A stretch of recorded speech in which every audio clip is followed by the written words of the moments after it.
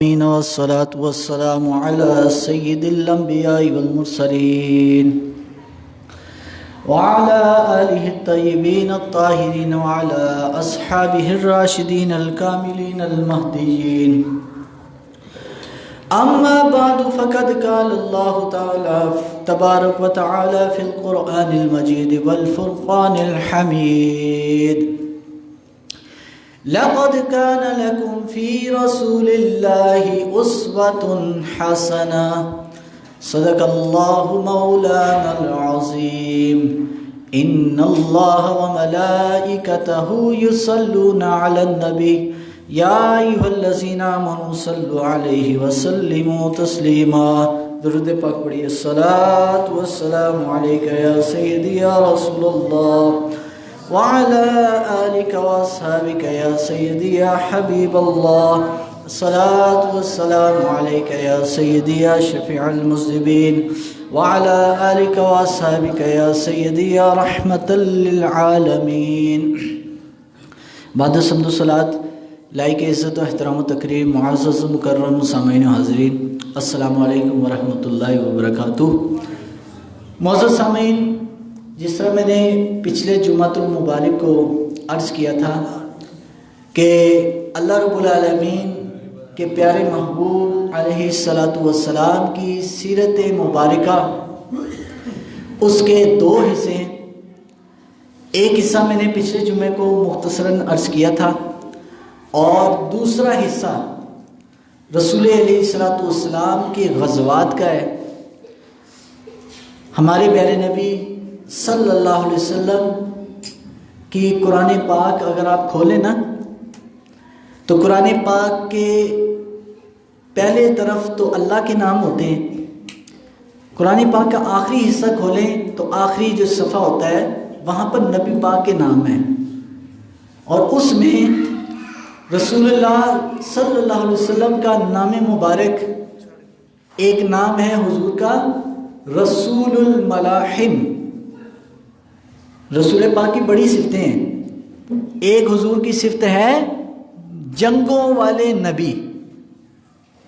جنگوں والے نبی، ملاحم عربی میں بولتے ہیں جنگوں کو. حضور جنگوں والے نبی، کہ اللہ نے نبی علیہ السلام کو حسن بھی بے مثال دیا، اخلاق بھی بے مثال دیا، اور حضور علیہ السلام جنگ میں لڑنے والے سپہ سالار کی حیثیت سے بھی بے مثال سپہ سالار ہیں. تو حضور علیہ السلام کی زندگی میں جو 12 ربیع الاول 11 ہجری تک حضور نے جتنی جنگیں خود لڑی ہیں اس کی تعداد تو ہے 27. کتنی ہے؟ اور حضور نے جو صحابہ کو بھیجا ہے، خود حضور مدینے میں رہے، وہ کیا کہلاتی ہے؟ سرایا. اس کی تعداد ہے 47. کل ملا کر حضور کی 11 سالہ ریاست مدینہ کے اندر 74 جنگیں ہوئی ہیں. 74 جنگیں صرف 11 سال میں. اگر آپ ریشو نکالیں تو ہر 1.5 مہینے کے بعد ایک جنگ بنتی ہے. دیکھو اللہ کی حکمتیں ہیں. نبی پاک جب مکہ میں تھے تو اللہ نے اپنے نبی کو حکم نہیں دیا لڑنے کا. مکہ میں 13 سال میں حضور کو لڑنے کی اجازت تھی نہیں، نہ اللہ نے حکم دیا. لیکن جب آپ صلی اللہ علیہ وسلم ہجرت کر کے مدینے میں آ گئے نا تو میرے آقا علیہ الصلاۃ والسلام کو اللہ نے حکم دیا. جب حضور نے مدینہ منورہ کو مسلمانوں کی ریاست بنا دیا تو حکم ہوا اذن للذین یقتلون بانہم ظلموا. بے شک اللہ تعالیٰ نے اذن دے دیا مسلمانوں کو کہ وہ قتال کریں. اب اللہ کے حکم پر سب سے پہلے حضور علیہ السلام عمل کرتے ہیں. تو نبی علیہ السلام کی اس وقت مدینہ میں حضور تشریف لائے، صحابہ کی حالت کیا تھی جب یہ حکم آیا؟ لڑنے کا حکم ہے. اب یہ نہیں پتہ کس کے ساتھ لڑنا ہے. اسلام ایسا دین نہیں کہ بس ہر کسی کو پھاڑ کے ماری جاؤ، نہ. قاعدہ قانون ہے، ضابطے اسلام کے ضابطے کو سمجھنا ضروری ہے. یہ جو میں نے بات کی سننے رہ گیا مولوی یہ بات لڑا ہوئے سانو مروا ہوئے نہ، ضابطہ سمجھیے۔ حضور علیہ السلام نے مدینے میں یہودی بھی رہتے تھے، عیسائی بھی رہتے تھے، حضور نے کسی کو نہیں ہاتھ بھی نہیں لگایا، بلکہ ان سے معاہدے کیے، عیسائیوں سے بھی کیونکہ وہ اقلیت تھے، یہودیوں سے بھی وہ اقلیت کی حیثیت سے تھے، چلو بھائی معاہدہ کرو، جزیہ میں دو گے، ہم اس کے عوض تمہاری جان کی حفاظت، تمہارے مال کی حفاظت، تمہارے گھر کی، تمہاری عبادت گاہ کی ہم حفاظت کریں گے۔ یہ اسٹیٹ کی ذمہ داری ہے کہ وہ ملک میں رہنے والے ہر مذہب والے کا احترام بھی کرے اور اس کی حفاظت بھی کرے۔ مسلمانوں کا یہ قانون ہے۔ اب یہ حکم کس کے لیے آیا بھائی؟ یہ حکم آیا کفار مکہ کے لیے۔ اب جب یہ حضور کو حکم آیا، ابھی نبی علیہ السلام مدینہ میں تشریف لائے ہوئے صرف 14 مہینے ہوئے تھے۔ ہمیں تو یہی بتایا جاتا ہے غزوہ بدر پہلی جنگ ہے، یہی بتایا جاتا ہے نا کہ پہلی جنگ اسلام اور کفر کی غزوہ بدر ہے۔ ایسا نہیں ہے، سب سے پہلی جنگ جو غزوہ ہوا آپ نے نام بھی نہیں سنا ہوگا، رسول پاک علیہ السلام کو جو سب سے پہلا حکم ہوا لڑنے کا، غزوہ ابوا، یہ مقام ابوا جہاں پر رسول پاک کی والدہ محترمہ کی قبر ہے، ابوا کے مقام پر ہے حضور کی والدہ کی قبر، اس جگہ پر حضور کو حکم ہوا کہ ان سے جا کر لڑیے، کیونکہ وہ کافروں کفار مکہ کے ساتھی ہیں۔ اب یہاں سے ان کا لشکر گزرے گا، آپ وہاں پہنچے۔ حضور اپنے صحابہ کو، جی نبی پاک کی فوج تھی، کتنی فوج اس وقت، سفید علم دیا حضرت امیر حمزہ کو، پہلی جنگ تھی، سفید علم دیا، لڑنے کو تلواریں بھی نہیں ہیں، کوئی ڈنڈا لے گیا، گھر میں لکڑی پڑی ہے وہ لے گیا، کوئی جناب کھجوروں کے جو ہے شاخ ہے اس کو توڑا وہ لے گیا۔ حکم تھا نا رب کا، پورا تو کرنا تھا، چاہے کچھ بھی نہیں ہو، اور یار کچھ تو کرو۔ انسان کہے نا یار میرے کو نہیں ہو سکتا، رب کا رسول کا ہوگا میں کچھ تو کرنا یار۔ صحابہ نے عمل کیا، اور صحابہ کی حالت کیا ہے، کھانے کو کھجور بھی نہیں ہے۔ ساڑھے تے تھے ماشاءاللہ، آج کل محفلیں بڑی ہو رہی ہیں، تے محفل کے منتظمین کو لوگوں کو اکٹھا کرنا سے لکھنا پہنتا ہے اشتہار تے کہ محفل کے اختتام پر لنگر کا وسیع انتظام ہے۔ انہوں پتہ یار ہے عوام جڑی ٹکر دی زیادہ شوقین ہے، تے لنگر دا انتظام کرو، اینج لوکاں نے نہیں آنا۔ اسی کہنے نا کاش کہ ہم نبی پاک کے زمانے میں ہوتے، وہ ایک نعت ہے نا، تیرے ہوتے ہوئے جنم لیا ہوتا، وہ نعت میں کہتا ہوں اللہ بہتر جانتا ہے ہماری طبیعتوں کو، اللہ نے اچھا کیا ہمیں نبی پاک کے زمانے میں نہیں پیدا کیا۔ کیوں؟ اگر ہم ہوتے نا تو جو تکلیفیں صحابہ نے اٹھائی ہیں ہم نہیں اٹھا سکتے۔ اسی تو پہلے کہنا سی یا رسول اللہ پہلے لنگر کھو پھر چلنے ہیں۔ جو ہماری حالت ہے آج عوام کی کہ یہ میں نبی کے ذکر سننے کے لیے بھی پہلے لنگر دیکھتی ہے، پہلے دیکھتی ہے جو عمرے کا ٹکٹ ہے کہ نہیں ہے، پھر جاندی جتے خالی کچھ نہ ہوئے بس ذکر ہی ذکر ہو، وہ کہے یار چھاڑ پر ایتھے لنگر نہیں ملتا۔ اب صحابہ 200 تعداد ہے، صحابہ کی کیفیت کیا ہے کہ بلال کے پاس کپڑے بھی پورے نہیں ہیں، قمیض بھی پوری نہیں ہے، ایک چادر ہے اس کو سینے تک، پاؤں سے لے کر سینے تک پہنا ہوا ہے، جسم پر چھپایا ہے، کرتا شلوار جبہ جناب ویس کوٹ کچھ بھی نہیں، بلال کے پاس کپڑے بھی نہیں، لیکن نبی کا حکم آیا، بلال نے کہا یا رسول اللہ یہ جان بھی آپ کے صدقے ہے، یہ عزت بھی آپ کے صدقے ہے، ہم حاضر ہیں۔ 200 صحابہ رسول پاک کے ساتھ، صرف 200 صحابہ۔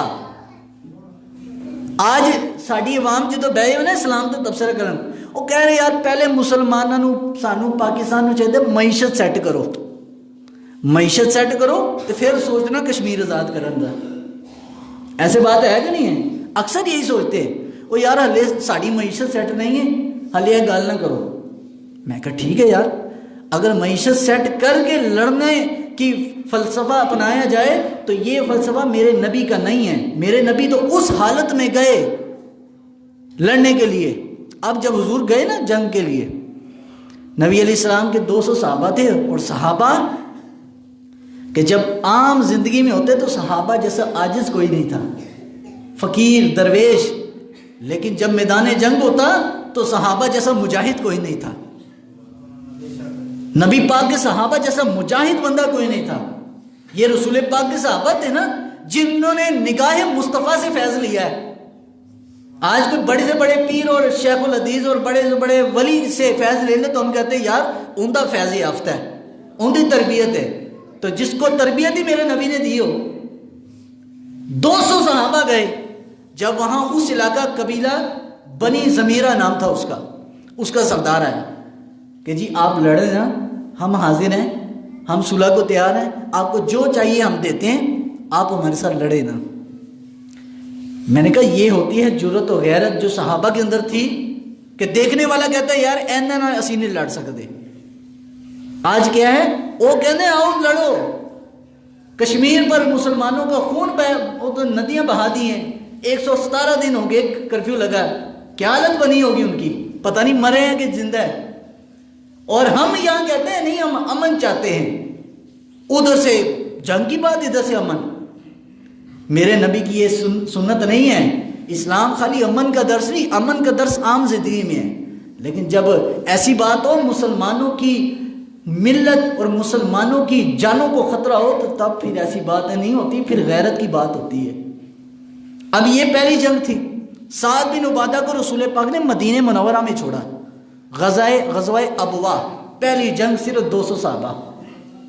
دوسری جنگ یہ ربیع الاول کے اندر ہوئی، ربیع الاول کے اندر 2 ہجری، ربیع الاول میں۔ ابھی حضور مدینے میں آئے صرف 15 مہینے ہوئے، 14ویں مہینے حضور کی پہلی جنگ ابوا کی، 15ویں مہینے میں دوسری جنگ۔ اور یہ دوسری جنگ نبی علیہ الصلوۃ والسلام کفار مکہ کا لشکر گزر رہا تھا وہاں سے، مدینہ کے باہر علاقے سے، تو انہوں نے وہ لشکر روکنے کے لیے صحابہ کو حضور نے بھیجا اور حضور خود بھی تشریف لے گئے۔ آقا کریم علیہ الصلوۃ والسلام جب خود تشریف لے کر گئے، اس موقع پر اللہ کے پیارے حبیب علیہ الصلوۃ والسلام جب وہاں پہنچے تو وہ لشکر پہلے ہی گزر چکا تھا، حضور واپس آ گئے، لیکن اللہ کے اس حکم پر عمل تو کیا، چاہے لڑائی نہیں کی، نہ لڑے۔ تیسری جنگ ہوئی غزوہ عشیرہ کی، یہ بھی بڑی مختصر تھی، لیکن چوتھی جنگ تھی غزوہ بدر۔ اب یہ وہ جنگ ہے کہ جس پر اللہ نے نبی پاک کے بدری صحابہ کو جنت کی بشارت سنائی۔ اب صحابہ کی بدر میں کیا کیفیت تھی؟ صرف 8 تلواریں، 8 تلواراں، جنگا کتنے نہ اس زمانے لڑی جنہیں تلوار دینا، 8 تلوار، 6 زیریں جسم پہ پہننے والی، اور 2 گھوڑے، 70 اونٹ، اور صحابہ کتنے تھے؟ 308۔ اسی کہنے نا 313، رسول پاک علیہ السلام کے بدر میں 313 نہیں تھے، 5 صحابہ وہ تھے جو بدر میں نہیں آئے، لیکن نبی پاک نے ان کو بدر کا ثواب دیا۔ اور جب حضور بدر میں آئے تو بدر سے حضور کی حالت چاہے سانو یہی تو پتہ نہیں نا، ساڑھے مولویاں دے پیرا نے سانو یہی دسیا ہے کہ جناب کھانے کے بعد میٹھا کھانا سنت ہے، میٹھا تو یار کوئی کھا لے گا، کدی یہ نہیں دسیا کہ بیمار بچوں کو، اولاد کو چھوڑ کر مدینہ میں بدر میں جانا بھی نبی کی سنت ہے، کدی یہ مولوی دسے؟ کیونکہ نہ مولوی نے خود جانا تو نہ انہوں نے لوگوں کو کہنا، مینوں پتہ ہے جو میں خود جناب جانا نہیں گا، وہ بات ٹھیک ہے یار چھڈو پرے۔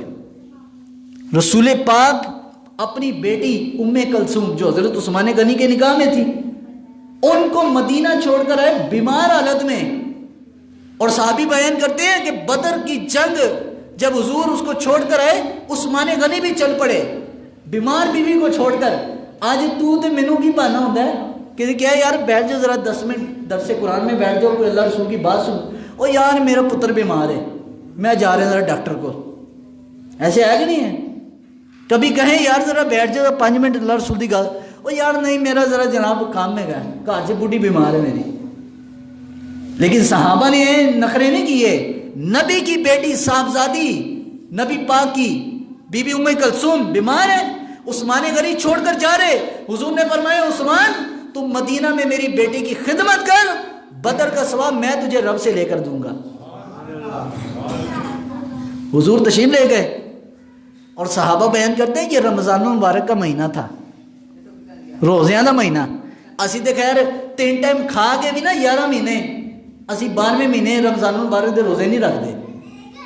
بہت برے حالات ہیں. فرض روزے اسی نہیں رکھتے، ہم نہیں رکھتے روزے. ہماری عوام دیکھ لے اکثر روزے کھاتی ہے، فرض روزے. نفلاں دے پیچھے بھجے گی، فرض روزے رکھتے نہیں تے نفل نیتی پھر دے رہے.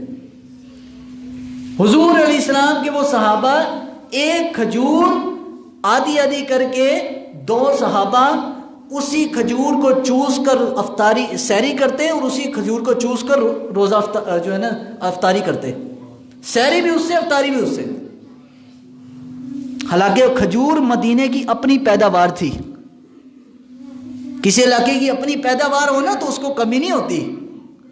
لیکن نبی پاک کے صحابہ پر اس قدر غربت تھی، کسی صحابی نے یہ نہیں کہا یا رسول اللہ پہلے ہمیں کوئی لنگر پانی لے کے آئیں. وہ دیکھے سامنے کفار مکہ، وہ ان صحابہ کے سامنے اونٹوں کو ذبح کر رہے، اس کے شوربے بنا کر پی رہے، اس کی بوٹیاں کھا رہے، اور رات کو رقص و سرود کی محفل، صبح جنگ، رات بدر کے 1 دن پہلے کی بات کر رہا ہوں. کسی صحابی نے اعتراض نہیں کیا یا رسول اللہ اتنے حالات خراب ہیں، ہم خالی پیٹ ہیں. تو رسول پاک علیہ السلام نے فرمایا کوئی بات نہیں، انشاءاللہ اللہ ہماری مدد فرمانے والا ہے. تو صحابہ کی مدد رب نے کی. 5000 جب کیفیت صحابہ نے بنا لی نا، رب پر توکل کی. خالی پیٹ صحابہ 2 تلواروں کے ساتھ یار جنگیں نہیں ہوا کرتی، 2 گھوڑوں سے جنگیں نہیں ہوا کرتی، 6 زیروں سے جنگیں نہیں. لیکن رسول پاک بھی کھڑے رہے اور نبی پاک کے وہ مدینہ منورہ کے جانثار صحابہ بھی کھڑے رہے. جب کھڑے رہے رب کی مدد 5000 فرشتے رب نے نازل کر دیے. اب یہ میرے نبی کی سیرت تھی. حضور علیہ الصلوۃ والسلام وہ جنگ جیتی. بہرحال قصہ مختصر. اس کے بعد جب مدینے میں آئے نا تو مدینہ منورہ میں سرکار مدینہ علیہ السلام ایک جنگ مدینے کے یہودیوں کے ساتھ ہوئی. اسلام ایک کتا ہے نا، کتے کا بھی اسلام تحفظ کرتا ہے. عیسائی یہودی تو دور کی بات ہے، چلو انسان تو ہے نا. اسلام میں میرے نبی ارشاد فرماتے ہیں کہ جس نے کسی ذمی کافر پر بغیر کسی وجہ سے اس کو مارا، اللہ اس مسلمان پر، کافر پر نہیں، اس مارنے والے مسلمان پر جنت حرام کر دیتا ہے. یہ ہمارا دین ہے. اور کتا فتح مکہ کے موقع پر جب مکہ فتح ہوا، میرے اللہ کے پیارے حبیب علیہ السلام مکہ کو محاصرہ کر لیا. صحابہ کرام علیہم رضوان فرماتے ہیں کہ حضور نے سر پر سیاہ امامہ پہنا ہوا اور اونٹ کی کوہان پر بیٹھے ہوئے، اونٹ کے اوپر حضور جلوہ فرمائے، سیاہ کالے رنگ کا سر پر حضور کے امامہ. اور حضور اس قدر جب مکہ کے حرم مکہ میں داخل ہوئے نا، خانہ کعبہ مسجد حرام کے پاس جب داخل ہوئے مکہ میں، تو حضور کا سر ایسے جھکا ہوا، اس قدر جھکا، فرمایا کہ کوہان کو حضور کا یہ سر مبارک کے جو ہے نا امامہ شریف کوہان کو لگ رہا تھا. آج کوئی بندہ کوئی علاقہ فتح کرے نا تو اس کی اکڑ ایسے ہوتی ہے. آج کوئی محلے کا چودھری بھی ہو نا تو وہ بھی تجھ سے سیدھے طرح بات نہیں کرے گا، میں چودھری ہوں، میں جناب میں بڑا. لیکن رسول پاک صلی اللہ علیہ وسلم کی ذات مکہ کو فتح کیا. آج جی دیکھا رستے میں ایک کتیا اپنے بچے کو دودھ پلا رہی. کتے دے بارے کی مسئلہ ہے کہ اگر گلا ہوئے کتا تو جسم میں ٹچ کر دے تو کپڑے دھونے ضروری نہیں، کپڑے ناپاک ہو جاتے ہیں. لیکن ناپاک جانور بھی ہو نا، اسلام نے اس جانور کی بھی عزت کا تحفظ کیا ہے. رسول پاک نے فرمایا صحابہ 10,000 صحابہ آ رہے تھے، فرمایا یہاں پر ٹھہر جاؤ، یہاں پر رک جاؤ، اس کے پاس کھڑے ہو جاؤ، تاکہ یہ جو اتنے 10,000 لوگ آ رہے ہیں کسی کے پاؤں کے نیچے کتا کر مر نہ جائے. یہ دین ہے. دین ایسے کسی کا خون نہیں بہاتا، نہ کسی کافر کو، نہ ہاں دین تب غیرت کا درس دیتا ہے. یہ آج کی یہ میری، کیونکہ ٹائم بھی ختم ہو گیا ہے، لیکن میں آج کا یہ خاص غزوہ اور دور حاضر میں مسلمانوں کی جو کیفیت ہے، مسلمانوں کے لیڈروں کو کیا چاہیے، ہمیں کیا سوچ رکھنی چاہیے مسلمانوں کو، یہ آج کی غزوہ بنو قینقاع، ایک جنگ ایسی بھی ہوئی نبی پاک کے ریاست مدینہ کے اندر کہ جس میں سرکار مدینہ علیہ السلام کے چہرہ مبارک سرخ ہو گیا۔